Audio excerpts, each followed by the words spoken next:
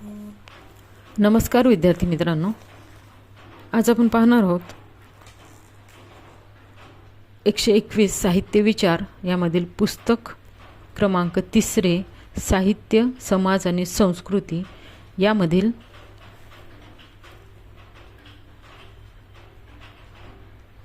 घटक 5 साहित्य आणि सामाजिक बांधिलकी। या घटकाचा अभ्यास केल्यानंतर आपल्याला साहित्यातील सामाजिक जाणीवांचे स्वरूप स्पष्ट करता येईल, साहित्यातील सामाजिक वास्तवाच्या अभिव्यक्तीचे स्वरूप सांगता येईल, बांधिलकी म्हणजे काय व बांधिलकीचे विविध पैलू लक्षात येतील, ललित साहित्य आणि सामाजिक बांधिलकी यांच्यातील नाते स्पष्ट करता येईल, लेखक आणि सामाजिक बांधिलकी यांच्या संबंधातील विविध प्रश्नांची उत्तरे मिळतील आणि बांधिलकीचे आणि मराठी साहित्याचे नाते स्पष्ट करता येईल। साहित्याच्या सामाजिक दृष्टिकोनातून केलेल्या अभ्यासानुसार कोणत्याही लेखक कवींची निर्मिती ही एक सामाजिक कृतीच असते। त्याची व्यक्ती म्हणून समाज जीवनाकडे पाहण्याची अशी दृष्टी असते। तसेच लेखक म्हणून सामाजिक वास्तवाचे आकलन करून घेण्याची भूमिका असते। ही भूमिका असावीच लागते, कारण साहित्य म्हणजे समाजाचे निर्जीव प्रतिबिंब नसते, तर ती संवेदनशील लेखकाची सामाजिक वास्तवाची पुनर्निर्मिती असते। त्याच्या साहित्यात समाजाचे चित्रण वास्तवाच्या पातळीवर असते। म्हणजेच कसे असते हा प्रश्न आहे। ते वर्तमानपत्रातील बातमीप्रमाणे वस्तुनिष्ठ नसते। लेखकाचा अनुभव साहित्य कृतीत व्यक्त होताना कसे रूप धारण करतो याचे विवेचन या प्रकरणात केले आहे। साहित्य कृतीमध्ये सामाजिक जाणीव असते हे गृहीत आहे, पण ती सुप्त स्वरूपात असते। साहित्यातील लेखकाची सामाजिक जाणीव हेच खरे अंतसूत्र असते, पण तिचे भाषिक रूप असाधारण असते। ते कसे असते ते या प्रकरणात मांडले आहे। साहित्य आणि समाज यांच्या परस्पर संबंधात बांधिलकी हा महत्त्वाचा मुद्दा आहे। लेखकाची आपल्या नैतिक मूल्यांशी अनुभवांशी जशी बांधिलकी असते, तशीच त्याने समाजाप्रती स्वीकारलेल्या भूमिकेशीही असते। ही भूमिका पार पडणे त्याला बंधनकारक आहे का? ती भूमिका तो कोणत्या स्वरूपात पार पाडत असतो हे प्रश्न अलीकडे निर्माण झालेले आहेत। लेखक व्यक्ती म्हणून समाजात वावरत असताना त्याची भूमिका ही सामान्य असू शकेल, परंतु साहित्यातून त्याला आपली जबाबदारी टाळता येत नाही। साहित्य हे सामाजिक परिवर्तनाचे एक साधन मानले तर लेखकाची भूमिका त्या परिवर्तनाच्या चळवळीत कशी असू शकते या सर्व प्रश्नांचा विचार येथे केला आहे। साहित्यातील सामाजिक जाणीवांचे स्वरूप। प्रतिभावंत कवी लेखकाच्या अनुभवाचा कलात्मक आविष्कार म्हणजे वाङ्मय, अशी आपण ललित वाङ्मयाची व्याख्या करू शकतो। कोणत्याही साहित्य कृतीत व्यक्त होणारा अनुभव म्हणजे लेखकाची भोवतालच्या वास्तवाविषयीची प्रतिक्रिया असते। लेखक एक व्यक्ती म्हणून समाजाचा सदस्य असतो। भोवतालच्या सामाजिक व्यवहाराकडे तो एकाच वेळी सामान्य व्यक्ती आणि संवेदनशील लेखक म्हणून पाहत असतो। त्या सामाजिक व्यवहाराचाच एक भाग म्हणजे त्याचे अनुभव, त्या व्यवहाराची प्रतिक्रिया म्हणजे त्याने केलेले लेखन असते। लेखन ही सुद्धा एक सामाजिक कृतीच मानली जाते। कथा कादंबऱ्यांचा विचार केला तर सामाजिक जीवनाचे चित्रण करणारे साहित्य मोठ्या प्रमाणावर आढळते, परंतु असे थेट प्रत्यक्ष समाज चित्रण असलेल्या साहित्यात त्या लेखकाची सामाजिक जाणीव व्यक्त झाली असते का, असा प्रश्न निर्माण होतो। भोवतालच्या सामाजिक वास्तवाचे आकलन तो लेखक कसे करून घेतो आणि त्याची अभिव्यक्ती करताना तो कोणती मूल्यदृष्टी वापरतो यावर त्याच्या सामाजिक जाणीवांचे स्वरूप अवलंबून असते। भोवतालच्या सामाजिक वातावरणातून आपल्या व्यक्ती वैशिष्ट्यानुसार लेखक जे संस्कार घेतो आणि त्या संस्काराच्या आधारे त्याला भोवतालच्या वास्तवातील घटनांचा जो अर्थ लागतो तोच त्याच्या प्रतिक्रियेद्वारे व्यक्त होत असतो। साहजिकच या प्रतिक्रियेमध्ये मागे लेखकाची मानवी जीवनाविषयीची व पर्यायाने समाजाविषयीची जाणीव असणे हे स्वाभाविकच असते। साहित्य व समाज यांचे हे नाते लक्षात घेतले की साहित्यात लेखकाची सामाजिक जाणीव व्यक्त होणे हा साहित्याचा स्वभाव ठरतो। काही साहित्यकृती ही जाणीव स्पष्टपणे व्यक्त होत असेल तर काही साहित्यकृतीत ती अप्रत्यक्ष असेल एवढेच। थोडक्यात कोणत्याही साहित्यकृतीत लेखकाची सामाजिक जाणीव अनुस्यूत असतेच, परंतु सामाजिक जाणीव ही मूल्यनिष्ठ संकल्पना आहे हे लक्षात ठेवले पाहिजे। लेखकाची भूमिका प्रस्थापित मूल्यव्यवस्थेचे समर्थन करणारी असू शकते, तशी विरोध करणारीही असू शकते। साहित्यकृती लेखकाची निव्वळ भूमिका नसते, ती जीवन वास्तवाच्या मुशीत व्यक्त होत असते। लेखक साहित्यकृतीत एक काल्पनिक सृष्टी रचत असतो। प्रत्यक्ष जीवनाशी समांतर अशा त्या कल्पित सृष्टीचे नाते वास्तवातील जीवनाशी किती प्रामाणिक आहे हे एक परिमाण लेखकाच्या सामाजिक जाणिवेचे असते, पण ते केवळ एक परिमाणच झाले. साहित्यकृतीमधील सामाजिक वास्तव वेगवेगळ्या पातळ्यांवर व वेगवेगळ्या रूपात व्यक्त होत असते. निव्वळ रंजक साहित्य वास्तवापासून फार लांब असते. साहित्यकृती सामाजिक जाणिवेचे अनेक स्तर असू शकतात. नासी फडके किंवा वि स खांडेकर यांच्या कादंबऱ्यात जे जीवनचित्रण दिसते त्यातून तत्कालीन वाचक वर्ग, त्यांची अभिरुची, त्यांची दिवास्वप्ने आणि त्या वाचक वर्गाच्या जीवनविषयक कल्पना व तत्त्वज्ञान यांचे जे ज्ञान मिळते ते सामाजिक जाणीव असे म्हणता येईल. परंतु साहित्य निर्मिती ही भाषिक सर्जन असते. हे लक्षात घेतले तर साहित्यकृतीतील सामाजिक जाणिवेच्या अस्तित्वाच्या शक्यता यापेक्षा अधिक वेगळ्या पातळीवर असू शकतात हेही लक्षात येईल. लोकप्रिय साहित्यातून व्यक्त होणारी अशी सामाजिक जाणीव म्हणजे समाजातील मध्यवर्ती प्रवाहाच्या अशा आकांक्षांचे, भावभावनांचे, मूल्यव्यूहांचे प्रतिबिंब असते. एका दृष्टीने लेखकाच्या दृष्टिक्षेपात येणाऱ्या समाजगटाची प्रत्यक्ष सामाजिक जाणीव त्यातून व्यक्त होत असते. स्वातंत्र्यपूर्व काळातील फडके खांडेकरांचे साहित्य हे अशा सामाजिक जाणीवांचे दर्शक आहे. स्वातंत्र्योत्तर काळाचा विचार करावयाचा झाल्यास फडके खांडेकर यांच्या जागी कानेटकरांची नाटके ठेवता येतील आणि पंखाना ओढ पावलांची, बेईमान यासारख्या नाटकामधून व्यक्त होणारी मूल्ये, विचारप्रणाली ही समाजाच्या मध्यवर्ती प्रवाहाच्या सामाजिक जाणीवांचे दर्शक आहेत असे म्हणता येईल. किंवा कानेटकरांच्या चरित्रात्मक नाटकातील उदात्तीकरणाचाही सामाजिक जाणीवांशी संबंध जोडता येईल. इतिहासाचे उदात्तीकरण करणाऱ्या ऐतिहासिक चारित्र्यात्मक कादंबऱ्या व नाटके यांना उदार आश्रय देणारा मराठी समाज शरीराने आधुनिक काळात जगत असला तरी मनाने तो भूतकाळाशीच बांधलेला असतो.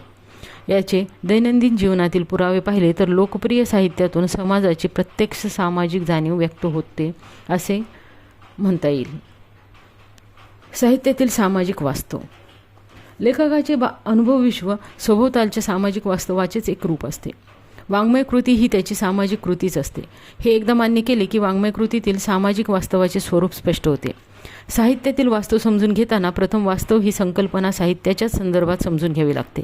वास्तव या संकल्पनेत बाह्य जगतांचे वस्तुनिष्ठ चित्रण, समाजातील शोषित आणि पीडित वर्गाचे चित्रण, पात्रांच्या मनातील वैचारिक आणि भावनिक कलह, आपल्या भोवतीच्या जीवनाची समग्रता आणि एक समग्रलक्षी दृष्टिकोन यांचा अंतर्भाव होतो.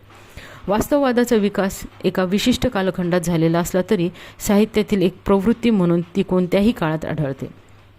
वास्तववाद ही संज्ञा 19व्या शतकाच्या उत्तरार्धात कला व साहित्याच्या क्षेत्रात विशेष प्रचारात आले. या शतकातील तत्त्वज्ञांनी, वैज्ञानिकांनी जगाच्या व्यवहारामागे काही एक पारलौकिक शक्ती आहे या विचारांचे खंडन केले.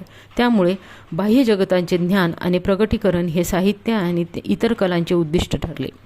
हेगॉल, कार्ल मार्क्स, न्यूटन, डार्विन इत्यादी तत्त्वज्ञ व शास्त्रज्ञांच्या विचारामुळे बाह्य जगताकडे पाहण्याचा दृष्टिकोन बदलला व त्याचा साहित्यादी कलांवर गडद प्रभाव पडला. साहित्यात स्वच्छंदतावादाची प्रतिक्रिया म्हणून वास्तववादाचा उदय झाला. जीवन आहे तसे चित्रण करणे, सूक्ष्म निरीक्षणावर आधारित अनुकृती प्रधान प्रस्तुतीकरण करणे हे वास्तववादाचे ध्येय होते. कादंबरी या वाङ्मय प्रकारातून वास्तववादाचा प्रारंभ झाला.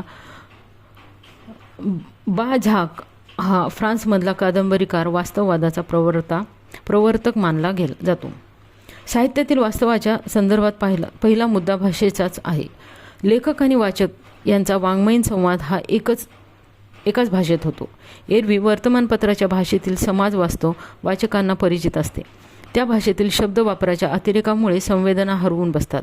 भूक, दारिद्र्य, कुपोषण, शोषण, बलात्कार अशा शब्दांच्या अतिपरिचयामुळे त्यामागील न्याय, अन्याय, नीती, अनिती, समता, विषमता यातील विवेक हळूहळू सपाट होत जातो. अशावेळी लेखक भाषेच्या प्रयोगशील वापरातून सामाजिक वास्तवाचे दर्शन प्रभावीपणे करू शकतो. लोकहितवादी आगरकर यांचे वैचारिक गद्य आणि कवी केशवसूत यांच्या कविता यांचा तुलनात्मक विचार केला तरी वाङ्मय कृतीतील सामाजिक वास्तवाचे दर्शन भाषेच्या सर्जनशील वापरातून कसे प्रभावी होऊ शकते ते लक्षात येते. लेखक वाङ्मय कृतीत त्याच्या अनुभवांची पुनर्मांडणी करत असतो. ह.न. आपटे, वाम जोशी किंवा श्री व्य. केतकर यांच्या कादंबऱ्यामधील सामाजिक वास्तवाची मांडणी प्रबोधनाच्या वैचारिक भूमिकेतून झालेली आहे.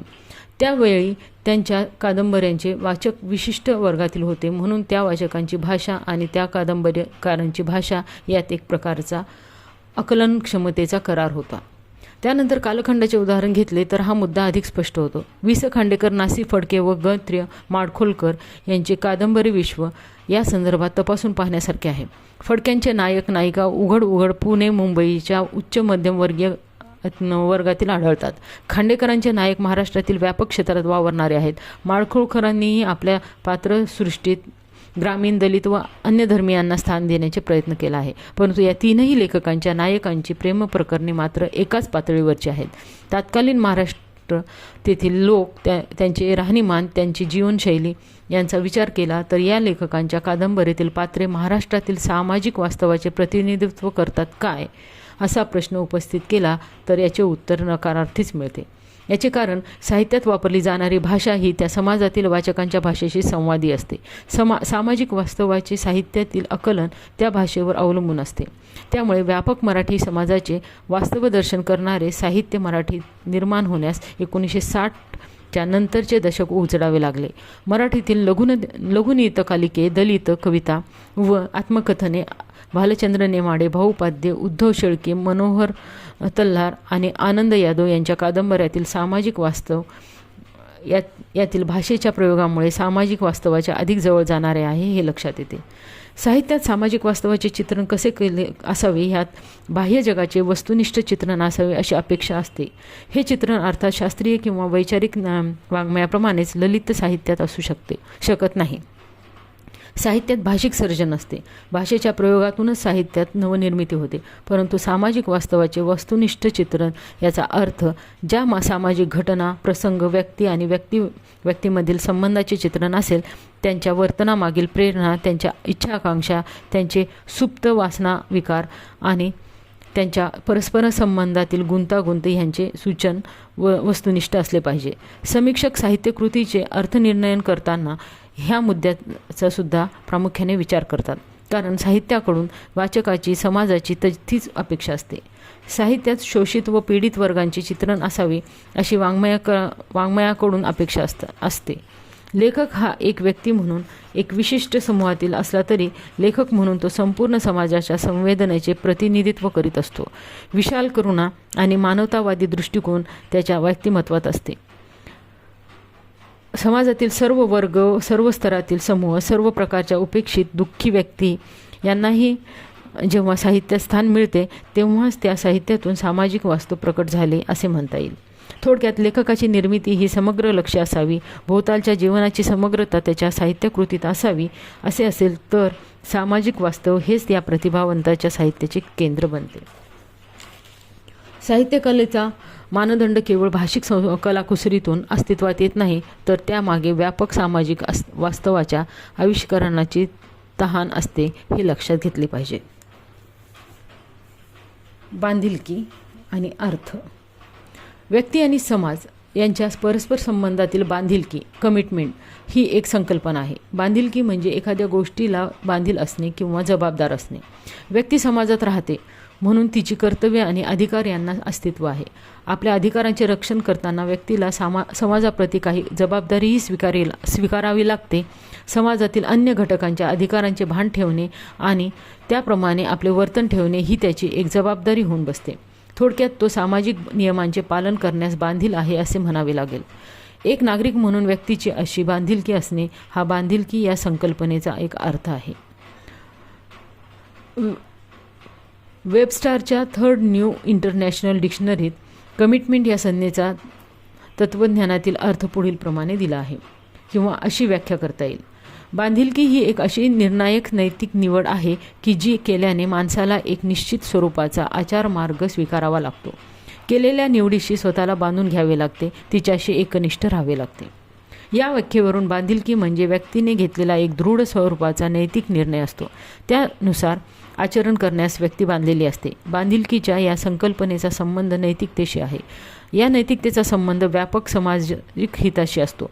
अर्थातच अशा प्रकारची बांधिलकी आणि नागरिक म्हणून असलेले बांधिलकी यात फरक आहे. नागरिक म्हणून सामाजिक व्यवस्थेचा स्वीकार करताना वाट्याला आलेली जबाबदारी पार पाडण्यास व्यक्ती बांधील असते. परंतु कमिटमेंट या अर्थाने जी बांधिलकी असते ती व्यक्तीने विचारपूर्वक स्वीकारलेली असते. ती स्वीकारलेताना तिने एक नैतिक भूमिकेचा चौकट मान्य केली असते. ही चौकट किती व्यापक आहे किंवा सीमित आहे हे त्या व्यक्तीवर अवलंबून असते. सहजपणे आणि स्वखुशीने व्यक्ती सामाजिक नीतिमत्तेची बांधिलकी फार कमी वेळा स्वीकारते. त्यामुळे सामाजिक जीवनातील सर्वमान्य मूल्यांची बांधिलकी न स्वीकारल्यामुळे अनेक समस्या निर्माण होतात. समाजाच्या विकासात अडथळा येतो. व्यक्ती सहजपणे सामाजिक मूल्यांची बांधिलकी का स्वीकारत नाही याची पुढील कारणे जाधव यांनी सांगितली आहेत. समाजाची नवी ध्येयधारणे व ज्या वेगाने मान्य केली जातात त्या वेगाने त्याप्रमाणे सामाजिक आचार बदलत नाहीत. भारतीय संदर्भात बोलावायचे तर आपल्या संविधानात आपल्या आदर्श सांस्कृतिक जीवनाची साधने निश्चित करावयास आपणास जो काही कालावधी लागला तेवढ्या कालावधीत तद्रूप सामाजिक नीतिमत्तेची संसिद्धी होणे अशक्यच होते. म्हणजे स्वातंत्र्य, समता, बंधुता या तत्वांना एक आदर्श म्हणून आपण स्वीकारले, परंतु नैतिकदृष्ट्या नागरिकांनी त्या तत्वांशी बांधिलकी होणे हे प्रक्रिया कठीण आहे. म्हणजे सामाजिक परिवर्तनासाठी व्यक्तीची नैतिक बांधिलकी सिद्ध करणे हे तिचे वैचारिक बांधिलकी सिद्ध करण्यापेक्षा अधिक अवघड असते. सामाजिक पातळीवर आदर्श तत्वांशी बांधिलकी स्वीकारलेल्या व्यक्ती व्यक्तिगत पातळीवर विसंगत वागत असतात.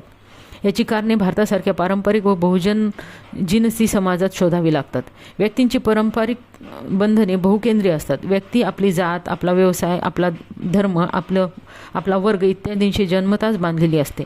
भारतासारख्या पारंपरिक समाजात व्यक्ती आणि आपण मानतो तितकी स्वतंत्र नसते आणि तिचे स्वातंत्र्य आपण मानतो तितके व्यक्तिमूल्यधिष्ठित नसते. त्यामुळे पारंपरिक समाजात व्यक्तीची बांधिलकी अनेक विधी घटकांशी आधीच सिद्ध झालेली असते. म्हणून तिचा आचार आणि त्यामागील तिची नैतिक निर्णयशक्ती जातपात, धर्मपंथ आदी अनेक घटकांनी प्रभावित होत असते. त्यामुळे नवी तत्त्वे आणि नवी सामाजिक नीती याबाबत पारंपरिक समाजातील सर्व व्यक्तींकडून एकमुखी व एकसारखा प्रतिसाद मिळत नाही.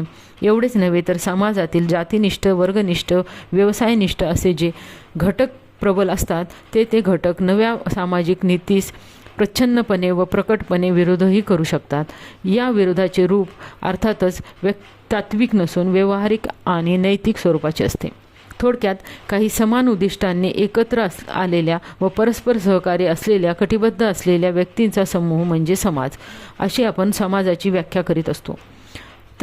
तरी समाजातील प्रत्येक व्यक्तींची समाजाप्रती बांधिलकी ही गृहीत धरलीच पाहिजे.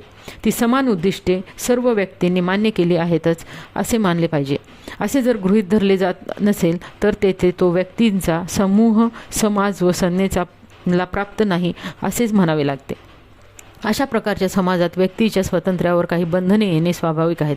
परंतु दुसरीकडे व्यक्तीच्या स्वातंत्र्याला सामाजिक संदर्भातच अर्थ प्राप्त होतो. म्हणून समाजाने व्यक्तिनुमते मान्य केलेली नैतिक मूल्ये आणि व्यक्तीची नैतिक मूल्ये यांच्यात विसंगती असू नये हीच आदर्श समाजाची पहिली अट आहे. अशा आदर्श समाजात बांधिलकीची समस्या निर्माण होणार नाही. समाजात बांधिलकीचा प्रश्न निर्माण होणे म्हणजे व्यक्तीला आपल्या वैयक्तिक हिताच्या पुढे सामाजिक हिताची कदर नसते. असे होण्याचे कारण व्यक्तीचे सामाजिकरण झालेले नसणे हे असते. म्हणजे ती व्यक्ती आपल्या समाजाचा घटक होण्यास नकार देत असते. बांधिलकी आणि व्यक्तीचे स्वातंत्र्य या संदर्भात मसू पाटील म्हणतात, वरवर पाहता अनेक देशात व्यक्तीला आचारविचारांचे स्वातंत्र्य असते. ते खरोखरच आपल्याला लाभले आहे किंवा नाही ही गोष्ट ती व्यक्ती ज्या समाजात व्यक्तिसमूहात जगत असते त्यांच्या संदर्भात आजमावून पाहते. तसे करताना आपल्याप्रमाणेच इतर व्यक्तीही स्वतंत्र आहेत याचे भान काही वेळा राहावे तितके राहत नाही. आपली मते ती भोवतालच्या व्यक्तींवर हळूहळू लादू लागते. सुरुवातीला ही क्रिया जाणीवपूर्वक घडतेच असे नाही. आरंभी एक माफक इच्छा मनात निर्माण होत असावी. आपण मानतो ती मते बरोबर आहेत असा कौल आपल्या आजूबाजूच्या व्यक्तींनी द्यावा. तो मिळाला की आपली मते बरोबर आहेत असा आग्रह सुरू होतो. अशा वेळी सर्वंकष सत्ता असलेल्या एका व्यक्तीची किंवा गटाची अनिर्बंध सत्ता उदयाला येण्याची शक्यता उद्भवते. ही स्थिती बांधिलकीच्या विरोधी असते. समाजातील व्यक्तींचे स्वातंत्र्य धोक्यात येते. लोकशाहीत अधिकार आणि कर्तव्ये जसे परस्परावलंबी आहेत, त्याचप्रमाणे बांधिलकी आणि व्यक्ती स्वातंत्र्य या दोन गोष्टी एकाच नाण्याच्या दोन बाजू आहेत असे मानावयास लागते. बांधिलकीचा संबंध मूल्यांशी असतो. ही मूल्ये आदर्श अशा मानवी समाजाच्या निर्मितीसाठी अंगीकारलेली असतात.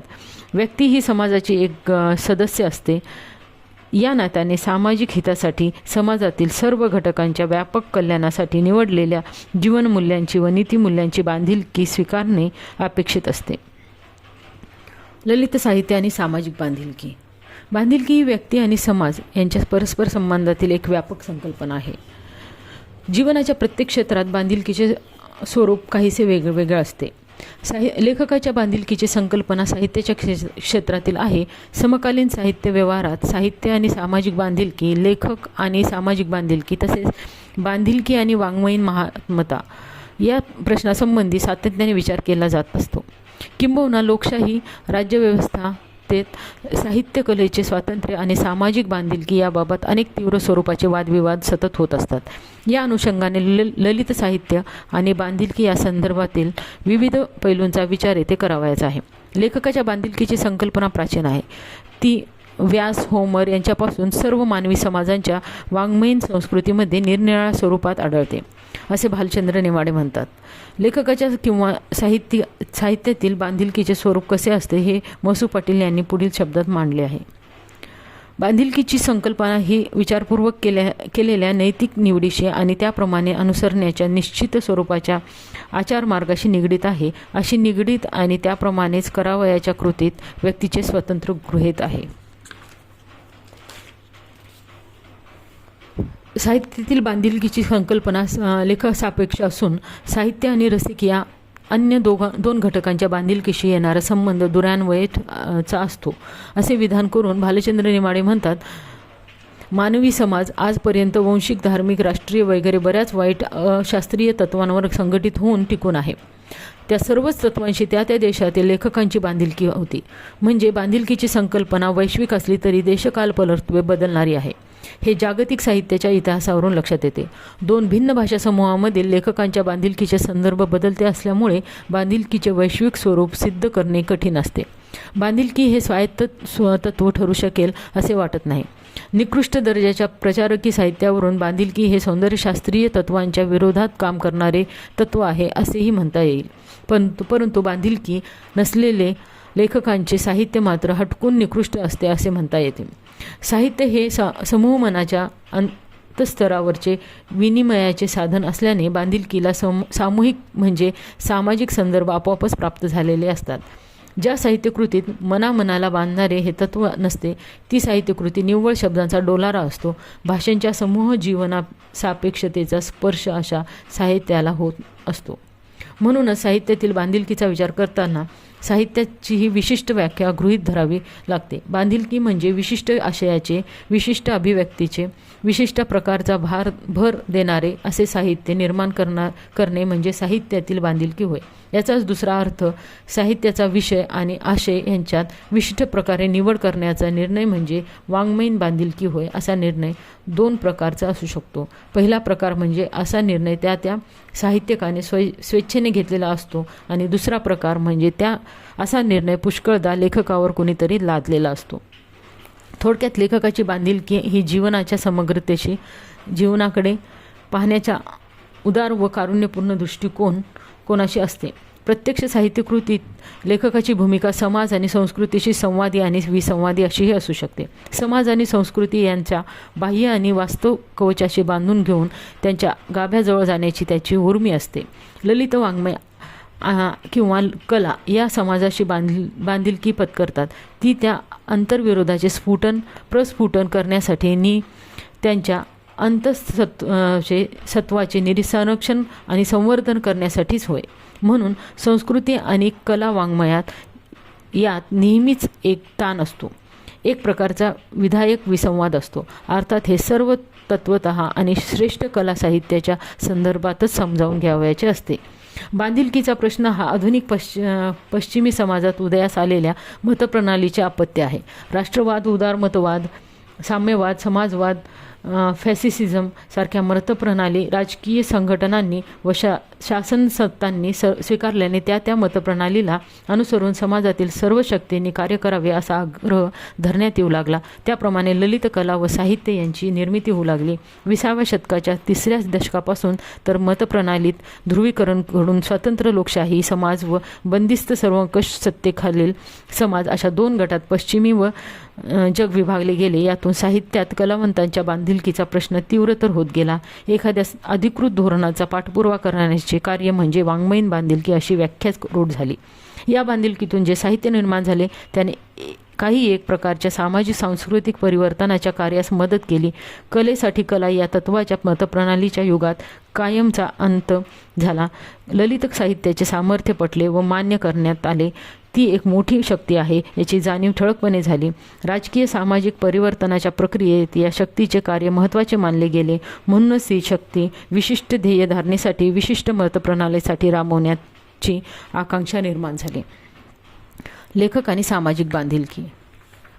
लेखकाने काय लिहावे आणि कसे लिहावे यासंबंधी साहित्याच्या क्षेत्रात सतत विचर्चा केली जाते. वाचक आणि समीक्षक यांच्याकडूनही काही अपेक्षा केल्या जातात. पुष्कळदा स्वतः साहित्यिक आणि समाजातील विचारवंत हे देखील या संदर्भात विचार मांडत असतात. साहित्यकाकडून अशा प्रकारच्या अपेक्षा करणे योग्य आहे का? यामुळे साहित्यिकांच्या स्वातंत्र्याचा अधिक्षेप होत नाही का असेही प्रश्न निर्माण होतात. लेखकाच्या सामाजिक बांधिलकीच्या संदर्भात अनेक महत्त्वाचे प्रश्न निर्माण होतात. लेखकाच्या वर्तमानकालीन वास्तवाचे भान ठेवावे, सामाजिक समस्यांवर भाष्य करावे अशी अपेक्षा करणे योग्य की अयोग्य असे लेखकाने एखाद्या तात्विक, वैचारिक आणि राजकीय भूमिकेच्या प्रचारासाठी आपली लेखणी राबवावी का? अर्थातच या प्रश्नाचे उत्तर नाही असेच म्हणता येईल. कारण असे झाले तर ते प्रचारकी साहित्य ठरेल, ते निकृष्ट असू शकेल. या संदर्भात मसू पाटील म्हणतात, लेखकाने सभोवतालच्या वर्तमान वास्तवात रस घेतला पाहिजे. त्या वास्तवाचे आकलन लेखकाने स्वीकारलेल्या मतप्रणालीला अनुसरूनच किंवा विशिष्ट जीवनविषयक दृष्टिकोनातून केले पाहिजे. ही मतप्रणाली किंवा जीवनविषयक दृष्टिकोन त्याने आपल्या सर्व लेखनातून विशद केला पाहिजे. असा लेखक आपल्या सर्जक कृतीद्वारे समकालीन समाजाला त्याच्या वास्तव जीवनाचे भान आणून देतो. ही सर्जक कृती बरीचशी असंदिग्ध असते, त्यामुळे तिच्याद्वारे समाजाशी नाते जोडणे लेखकाला शक्य होते. एखादा लेखक त्याच्या समाजाचे, त्यातील संघर्षाचे, समस्यांचे जितके यथार्थ चित्रण करतो तितका तो थोर लेखक असतो.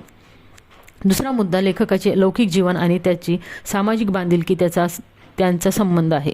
एखाद्या लेखकाला केवळ वाङ्मय निर्मितीसाठी जगणे आणि वाङ्मयाच्या भरवशावर जगणे अशी आदर्श परिस्थिती उपलब्ध झाली तरच तो सामाजिक बांधिलकीच्या प्रश्नाला साहित्यातून न्याय देऊ शकेल असे राग जाधव म्हणतात.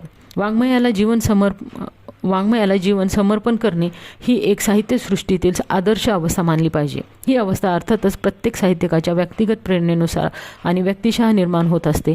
आपल्याकडील मध्ययुगातील संतांना जर आपले साहित्यिक मानले तर ते महान संत हे वाङ्मयासाठी जगले असे म्हणता येईल.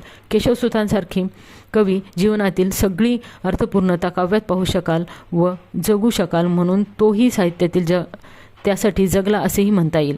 तांब्यांची कविता त्यांच्या जीवनाबरोबर राहिली व वाढली. माझ्या कलेशिवाय मला जगता येणार नाही असे अल्बेर कॅम्यूने म्हटले. साहित्यासाठी जगण्याची किंमत द्यावी लागते. ही किंमत लौकिक सुखसमृद्धीच्या त्यांच्या प्राप्तीच्या उद्देशाला पुष्कळ आवेरूनच द्यावी लागते आणि सर्वंकष शासनाखाली तर तो जीवनमरणाचा प्रश्न ठरतो. तथापि कोणत्याही जिवंत समाजातील साहित्य इतिहासात साहित्यासाठी जगणाऱ्या आणि मरणाऱ्या लेखक कवींची छोटीशी का होईना एक परंपरा नेहमीच दिसून येते. वाङ्मयीन बांधिलकीच्या स्वरूपाचा शोध घेताना अशा परंपरेचा मागावा घ्यावाच लागतो.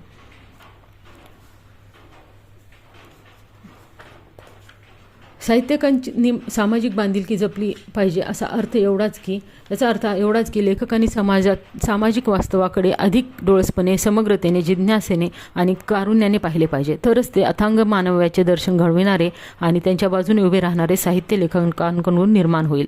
सामाजिक वास्तवाची ठराविक अंगे ठराविकपणे व्यक्त होणे हे सोयीचे व क्वचित सुखाचेही असेल तरी त्यामुळे ललित साहित्याच्या अंतशक्तीचे पटकन मर्यादित होण्याची भीती असते. त्याचप्रमाणे विशिष्ट विषयाचे वाङ्मय निर्माण करण्याची जी हकाटी केली जाते तिच्या मागेही पुष्कळ उपलब्ध वाङ्मयाबद्दलचे असमाधान दडलेले असते. वाङ्मयात कृत्रिमता, सपकपणा, असत्यता, पलायनता ही विशेष सातत्याने आढळत असतील तर त्यापेक्षा विशिष्ट प्रकारचे बांधील साहित्य परवडले असे म्हणण्याचीही वेळ कधी येतेच.